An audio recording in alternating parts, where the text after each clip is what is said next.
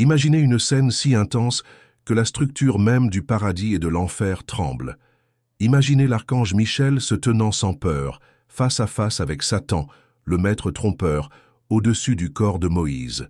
Saviez-vous que cette confrontation biblique est la seule rencontre enregistrée entre un ange et le diable?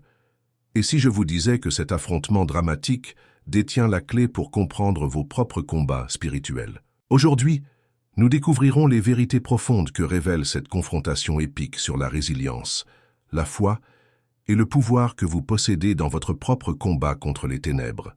Dans le vaste paysage spirituel défini par des éléments éternels et des vérités divines, il existe un moment qui échappe à l'œil ordinaire, une confrontation cachée, un choc de titans célestes, déclenchant des résonances qui dépassent les limites de la compréhension terrestre.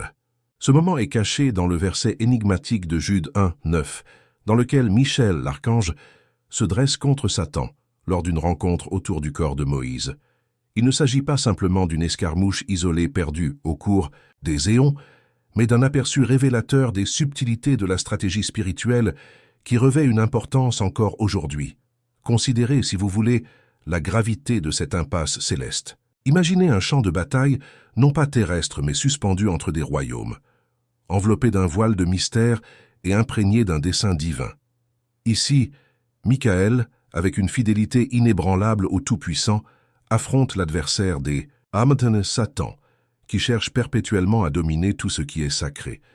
Il ne s'agit pas seulement d'un combat pour une relique corporelle des siècles passés, c'est le cœur d'une guerre continue qui met à nu le conflit persistant entre les forces de la lumière et des ténèbres, du bien et du mal, de la vérité et de la tromperie. Dans ce conflit cosmique, Jude est notre seul chroniqueur, présentant un scénario qui laisse entrevoir de profondes implications. La dispute sur le corps de Moïse soulève des questions plus profondes. Pourquoi Moïse était-il un prix si convoité? Qu'est-ce que l'ange déchu, Lucifer, convoitait chez ce serviteur de Dieu qui justifiait une telle confrontation? Les implications s'étendent jusqu'au tissu du combat spirituel, nos luttes d'aujourd'hui. Dans le domaine du combat spirituel, Michael n'affirme pas son propre pouvoir contre Satan, il évoque plutôt l'autorité du Seigneur. « Le Seigneur vous réprimande », déclare-t-il, des mots qui résonnent avec une confiance absolue dans la suprématie divine sur les projets maléfiques.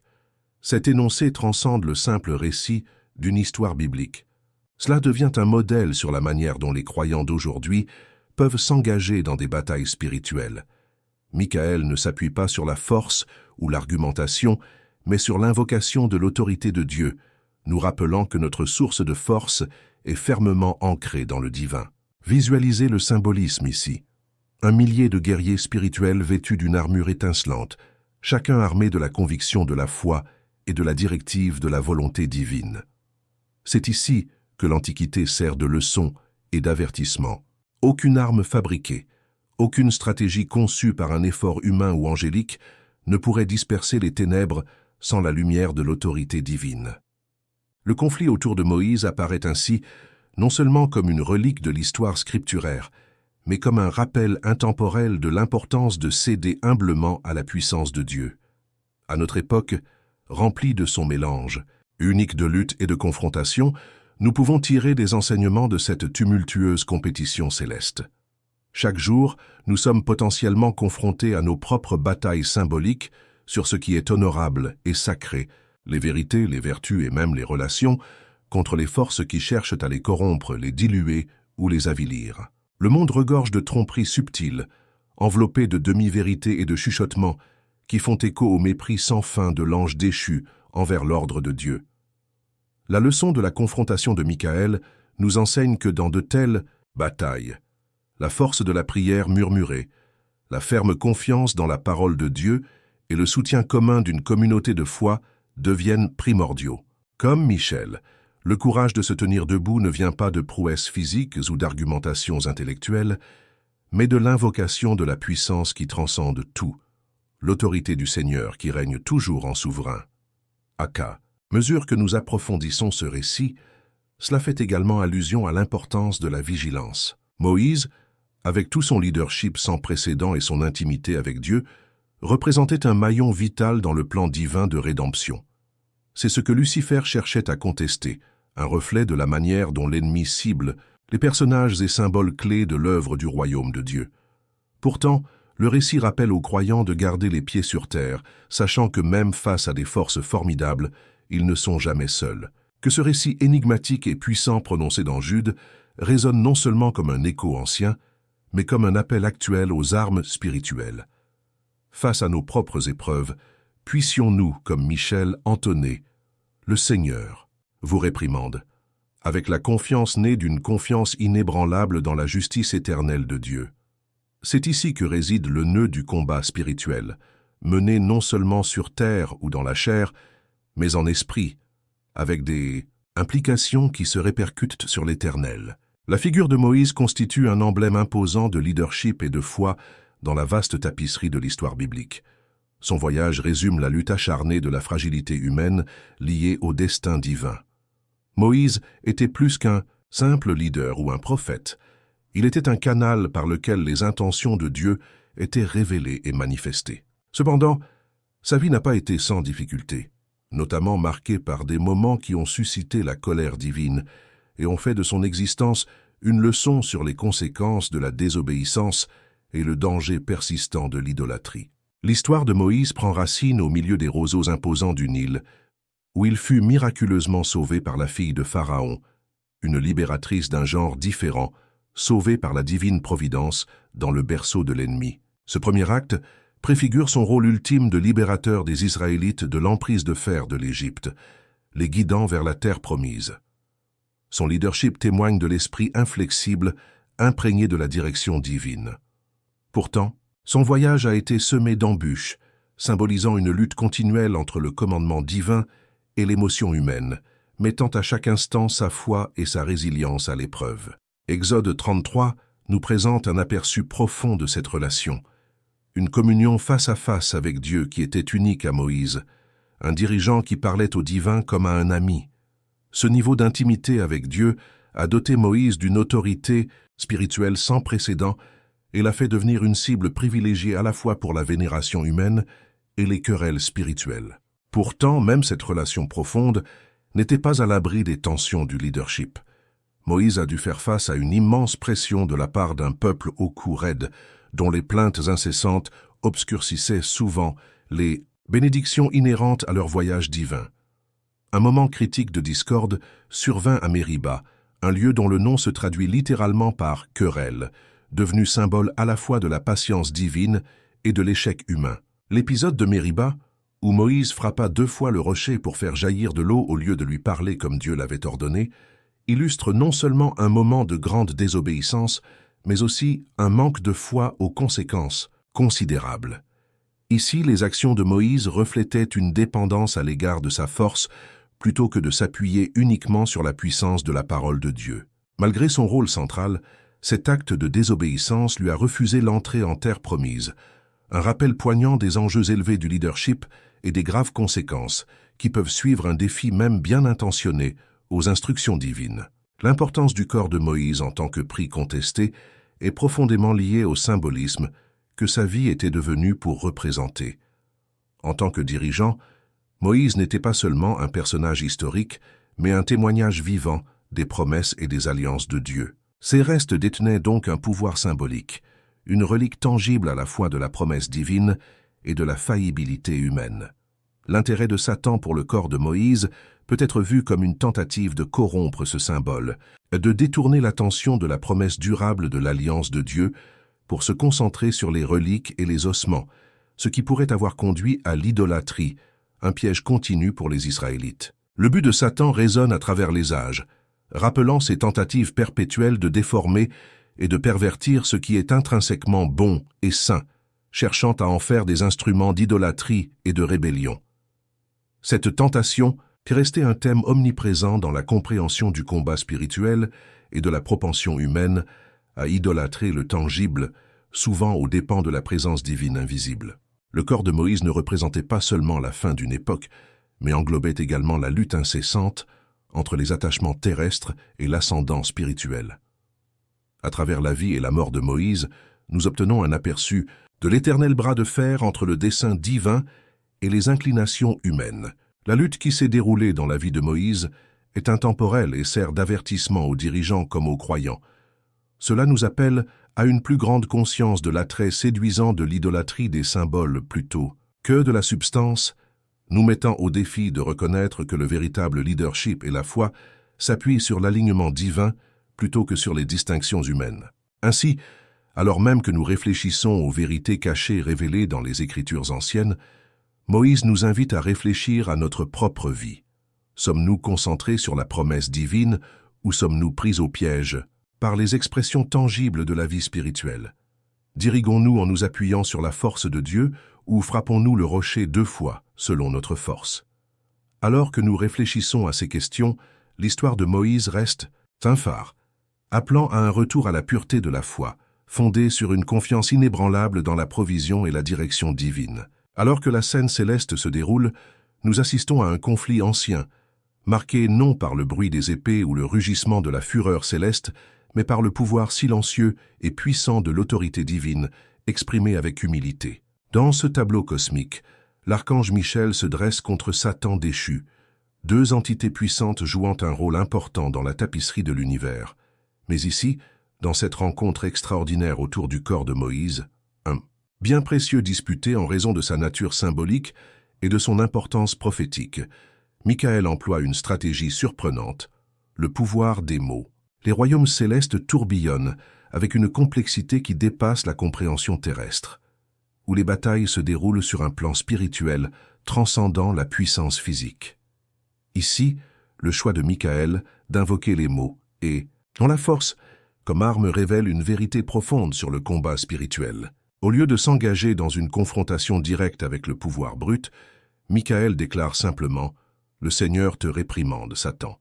Cette déclaration profonde fait écho à l'autorité qui s'aligne sur la volonté divine plutôt que sur la force personnelle. La puissance de cette stratégie réside dans sa simplicité et sa vérité spirituelle profondément enracinée. Michael, pleinement conscient de la hiérarchie divine et des domaines d'autorité, comprend que le domaine spirituel n'est pas conquis par la force brute, mais par la soumission à l'autorité de Dieu. Ces paroles, tirées de la puissance divine, imprégnées de chaque décret prononcé au nom de Dieu, servent non seulement de réprimande, mais aussi de bouclier imprenable contre lequel les plans de Satan échouent. Cette rencontre spirituelle reflète l'essence de Jacques 4:7, qui conseille aux croyants de se soumettre à Dieu, de résister au diable et promet qu'il fuira. La soumission à l'autorité divine et l'alignement sur le dessein de Dieu nous confèrent une autorité spirituelle à laquelle l'ennemi ne peut résister. Michael illustre ce principe, démontrant que la véritable force spirituelle est enracinée dans l'union de chacun avec Dieu et dans l'autorité accordée par sa parole. La scène sert de puissant rappel de l'efficacité de la parole de Dieu dans les combats spirituels. Alors que le monde glorifie souvent la puissance et la force, le monde spirituel reconnaît que le véritable pouvoir réside dans notre alignement avec la volonté du Créateur. En nous appuyant sur l'autorité conférée par la parole de Dieu plutôt que sur la force personnelle, nous accédons à un pouvoir qui transcende la force physique. Considérez Jésus lors de sa tentation dans le désert, un récit crucial illustrant le pouvoir des paroles divines.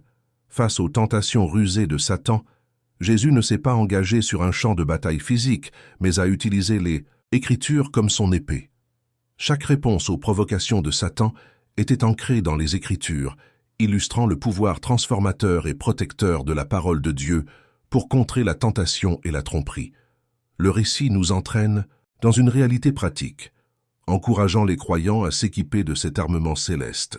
La parole de Dieu, vivante et active, plus tranchante qu'une épée à double tranchant, pénètre même jusqu'aux divisions de l'âme et de l'esprit, des articulations et des moelles. Il juge les pensées et les attitudes du cœur. Hébreux 4:12. En nous plongeant dans les Écritures, nous nous préparons à nos combats spirituels, prêts à combattre le doute, la peur et la tentation avec le pouvoir de la vérité. Les implications pour la vie quotidienne sont profondes. Dans les moments de tentation ou de découragement, lorsque les combats spirituels se profilent à l'horizon, il nous est rappelé de faire écho à la stratégie de Michael. Grâce à la prière et à la parole, nous pouvons tenir bon face aux forces adverses.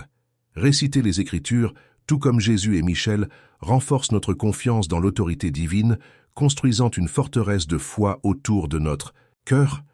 Tout comme Michel invoque la réprimande du Seigneur, nous devons nous rappeler les armes puissantes fournies par les Écritures. C'est un bouclier défensif et un outil offensif, ouvrant un chemin à travers les ténèbres adverses. Nos voix, renforcées par la vérité divine, peuvent résonner dans les domaines spirituels, déclarant des victoires invisibles mais profondément réelles. À l'ombre des batailles cosmiques et des mystères divins, l'utilisation stratégique des mots par Michaël remet en question notre perception du pouvoir. Il nous invite à une compréhension plus profonde du récit spirituel où l'autorité ne repose pas sur la puissance, mais sur les profondeurs de la vérité divine. Et tandis que nous traversons nos propres luttes, laissons-nous inspirer pour adopter la stratégie de Michaël, en utilisant la puissante simplicité de la parole de Dieu dans nos propres vies. Dans la tapisserie complexe du combat spirituel, puisée dans le pouvoir de l'humilité, devient la pierre angulaire de la victoire ultime. C'est l'humilité qui ouvre la voie à la force et à la grâce divine qui coulent à travers nous dans les moments de bataille. L'histoire de Jésus, qui s'est humilié jusqu'à mourir sur une croix, incarne cette profonde vérité. Sa vie, caractérisée par l'humilité, n'était pas seulement une question de renoncement, mais de possession de la puissance spirituelle qui renversait les plus grands maux et offrait un espoir éternel à l'humanité. Colossiens 2, 15 dresse un tableau saisissant. Et après avoir désarmé les pouvoirs et les autorités, il les a donnés en spectacle, triomphant d'eux par la croix. Ce n'est pas par la puissance ou la domination que la victoire a été remportée, mais par l'abandon total à la volonté de Dieu et par un acte d'humilité sans égal. Au fur et à mesure que nous parcourons ce récit nuancé, il devient évident que les batailles spirituelles auxquelles nous sommes confrontés, symbolisées par la confrontation de Michaël avec Lucifer, ne sont pas exclusivement des affrontements cosmiques. Au lieu de cela, ils révèlent la dynamique complexe en jeu dans nos cœurs et nos esprits. Les forces des ténèbres et l'esprit de soi rendent souvent le champ de bataille proche et personnel, transformant l'humilité à la fois en bouclier et en épée. En invoquant l'autorité du Seigneur sans tirer sa propre épée, Michaël a illustré que la véritable autorité spirituelle est enracinée dans la soumission de l'ego et dans son alignement avec la volonté divine. Lorsque nous nous abaissons, nous permettons à Dieu de nous élever, nous positionnant ainsi pour des victoires spirituelles bien au-delà de nos capacités. En s'appuyant sur Philippiens 4, 6, 7, on trouve à la fois réconfort et stratégie dans la navigation dans ces escarmouches spirituelles. Ne vous inquiétez de rien, mais en toute situation, par la prière et la supplication, avec action de grâce, présentez vos demandes à Dieu. Et la paix de Dieu, qui transcende toute intelligence, gardera vos cœurs et vos pensées en Jésus-Christ. Ici réside une vérité puissante. L'antidote au chaos des conflits spirituels est la paix qui vient de Dieu, et cette paix ne s'obtient pas par la force mais par l'abandon, la confiance et un cœur humble. Imaginez-vous en première ligne de vos combats quotidiens avec des doutes, des peurs et des insécurités dans votre cou. Le malaise qui ronge l'âme, les murmures qui tentent de saper votre valeur et votre objectif, tout cela représente la présence invisible mais ressentie d'un ennemi cherchant à semer la discorde. Imaginez maintenant le pouvoir transformateur de l'humilité.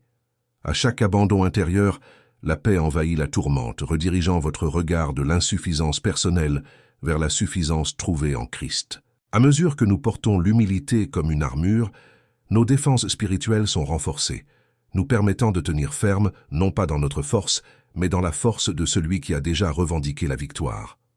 Concrètement, à quoi ressemble l'adoption de l'humilité dans nos expériences quotidiennes?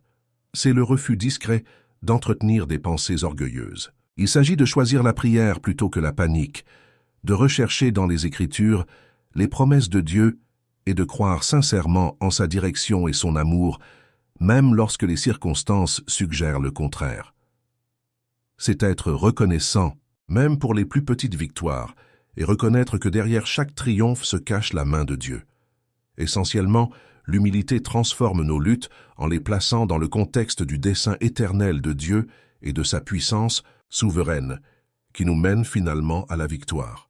Le récit de Jésus sur la croix illustre non seulement l'humilité, mais nous invite à détrôner nos aspirations égocentriques et à les remplacer par une vie centrée sur la volonté et le plan de Dieu. Cela change notre perspective sur les combats spirituels, nous aidant à les voir non pas comme une mesure de notre force par nous-mêmes, mais comme une mesure parfaite de notre capacité à refléter la force du Christ à travers notre faiblesse abandonnée. C'est ici, dans cet échange profond, que nous trouvons la vraie victoire, une victoire déjà revendiquée, un triomphe auquel nous avons le privilège de participer par l'humilité et la foi. Dans le grand récit de nos voyages spirituels, l'humilité devient la clé qui ouvre la voie à la réalisation de notre identité en Christ, nous permettant d'affronter les combats de la vie avec une confiance assurée. Il recadre nos conflits, nous dirigeant vers la victoire ultime obtenue grâce au sacrifice du Christ. Par conséquent, lorsque nous abandonnons notre orgueil et faisons preuve d'humilité, nous ne capitulons pas simplement. Nous nous positionnons stratégiquement pour une victoire déjà remportée, illustrant le paradoxe selon lequel la véritable force spirituelle se trouve dans l'abandon total à la main miséricordieuse et puissante de Dieu.